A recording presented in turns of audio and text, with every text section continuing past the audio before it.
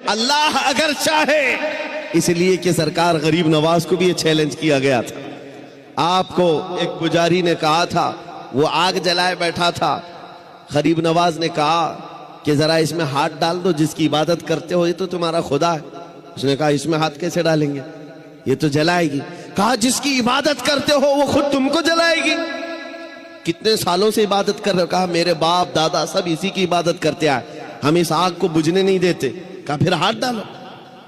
اس پجاری نے کہا کیسی بیوقوفی کی باتیں ہیں، آگ کا کام ہے جلانا، یہ منطق کے ساتھ ہمارے ساتھ کھیل نہ کرو، ہمیں گمراہ نہ کرو، کیا تم ڈال سکتے ہو؟ سرکار غریب نواز نے کہا میں تو اس کی عبادت نہیں کرتا، لیکن جس کی پیدا کی ہوئی اس کی عبادت کرتا۔ آگ کا مالک اللہ ہے۔ تو اس نے کہا تو چلو ٹھیک ہے، تم ہی ڈال دو، تم ہی ڈال دو۔ سرکار غریب نواز نے ہاتھ نہیں ڈالا، بہت بڑی آگ لگی ہوئی تھی، بڑی آگ ہے جس کی پوجا ہو رہی تھی۔ اس پنڈت کی گود میں ایک چھوٹا سا بچہ تھا، سال بھر کا، 1.5 سال کا۔ اس کی گود سے بچے کو لے لیا اور آگ میں چلے گئے، اندر چلے گئے۔ اب یہ چیخ پکار کرنے لگا کہ یہ درویش آیا، خود بھی جل گیا، میرے بچے کو بھی لے گیا، اور اتنا ہلہ کیا کہ اندر سے وہ نظر نہیں آ رہے تھے۔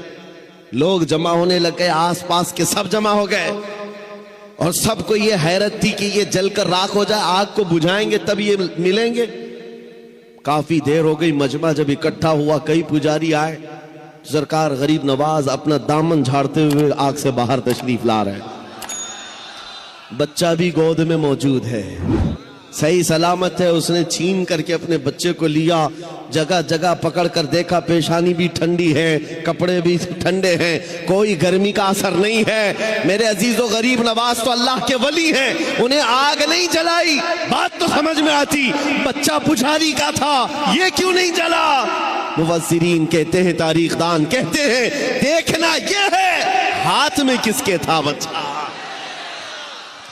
اسی لیے ہم کہتے ہیں خواجہ کا دامن، غوث کا دامن، ارے جہاں ہاتھ لگ جائے اس پر آگ نہیں لگتی۔ میں آپ سے یہ بات کر رہا ہوں، ہم سے بھی کہا گیا تھا یہ کیسی باتیں ہیں، بڑے بڑے دعوے ہیں۔ ہم نے یہی کہا ہمارا دعویٰ نہیں ہے، یہ رسول اللہ کی عزت کی بات ہے، یہ نبی پاک کی حرمت کی بات ہے۔